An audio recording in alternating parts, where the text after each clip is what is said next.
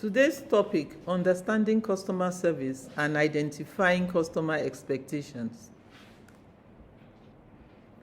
We are going to look at this topic as lecturers handling our students from remote locations or for whatever locations they may be.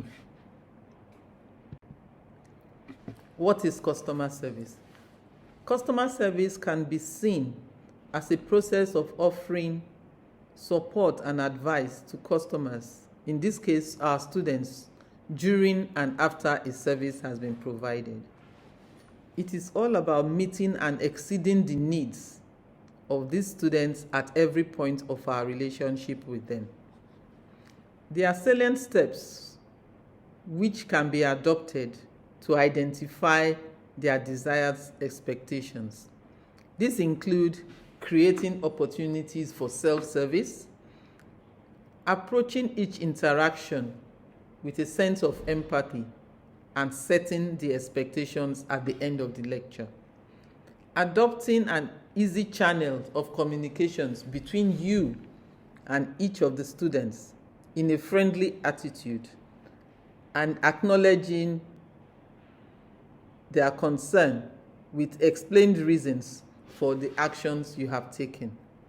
It also involves requesting for feedbacks at the end of each service provided. Are your students, in this case, asking for the moon when you are dealing with them? The story goes of a provider whose customer wanted the service concluded ahead of the scheduled time, or an impossible way of handling it. Such stories are legendary.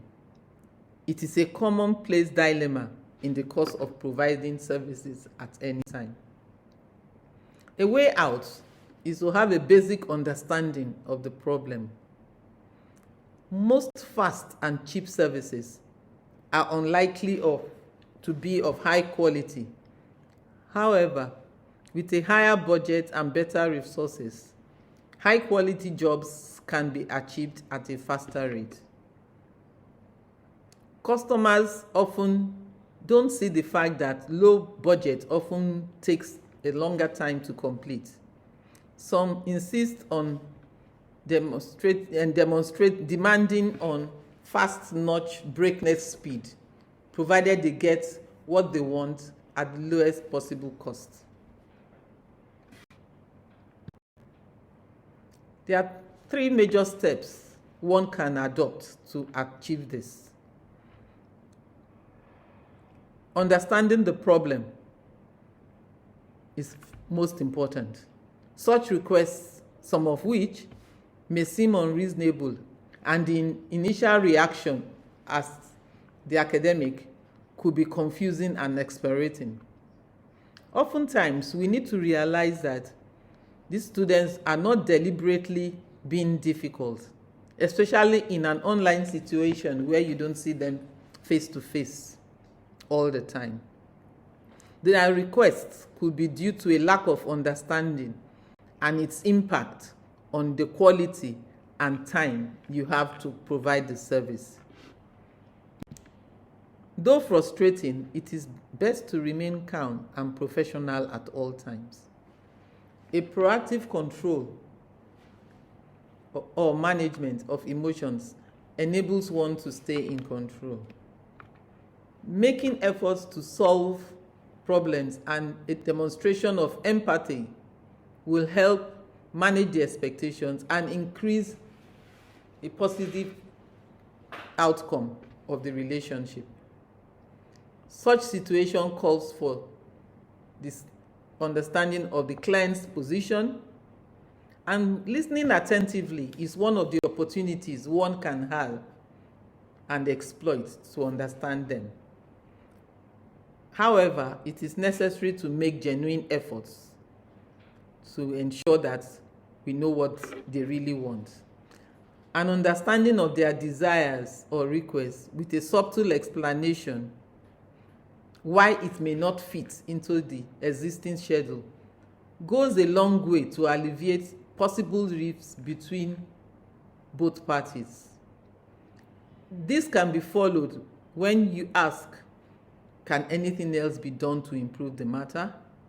It is important to stop short of simply giving in to the demands of our students. Their expectations are better managed when a rapport is created between both parties. These students may be unaware of the conditions or particularly care about the conditions in place. However, we are morally bound to resolve the problem, and the way out is to explain the situation the way they would understand. We should avoid personalizing or giving general excuses such as "I'm sorry" or "our systems will not allow that" in the case of an online service. Students are usually unaware of conditions governing the operations of service, or they don't particularly care about them. It is important to share information as practicable as possible about the process of the service and discuss with emphasis the duration applicable to it. However, it is important to share just limited information. One should stop short of discussing issues which involve finances with students and take steps to achieve the purpose for which the service was in place. A failure to understand could result in a very rude student, and the way out is to remain professional and depersonalize the situation. However, we have to resolve it. The term "the customer is always right" comes to play here. Customers believe that this particular mantra and expect so much of it from all lecturers. As a follow-up of an explanation to the situation, an attempt should be made to resolve the issue by adopting any of the following strategies. The first one I will say is adopting a win-win situation for both parties. This is an acknowledgement of differences between both your own way of looking at it and the students' expectations. A win-win situation is a recognition and acknowledgement of differences where all concerned benefit from the outcome. In other cases, it may not be possible. Another way to resolve it may imply that the customer or the student is important enough to consider making an exception to the rule, even if it means working extra hours or calling in a few favors from colleagues. It is necessary to proceed on this path with caution. The likely danger is that an agreement to such demands open floodgates for similar requests in the near future. In most cases, students appreciate your efforts, particularly if you make it clear how exceptional this special offer is. It may even help to strengthen your relationship with them. Honestly, it is better to keep them aware of your situation. If you are providing an extra and unusual service, it should be a one-off and not a norm. By being honest, the customer's request may be delivered.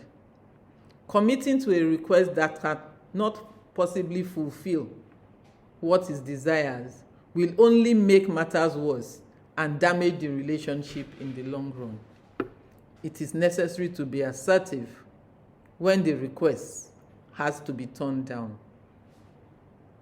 A polite appreciation and commendation of customers is necessary. The reason for the refusal should be emphasized. Taking a step back from such unrealistic request does not mean the end of the deal. Rather, it could just be the beginning of another phase of negotiation.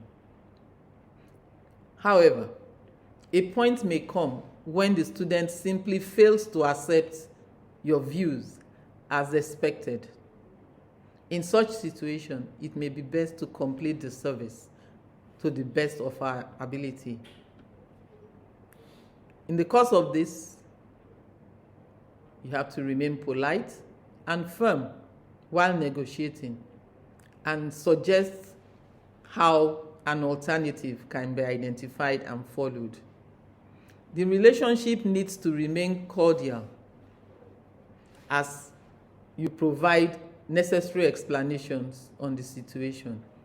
At this late stage, a refusal may be enough to prompt the student to think about their request again and accept your offer.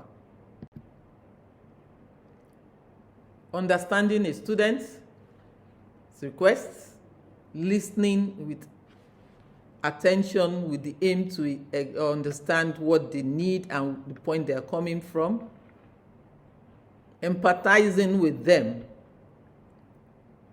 is the basic way of offering your service at this point. Thank you.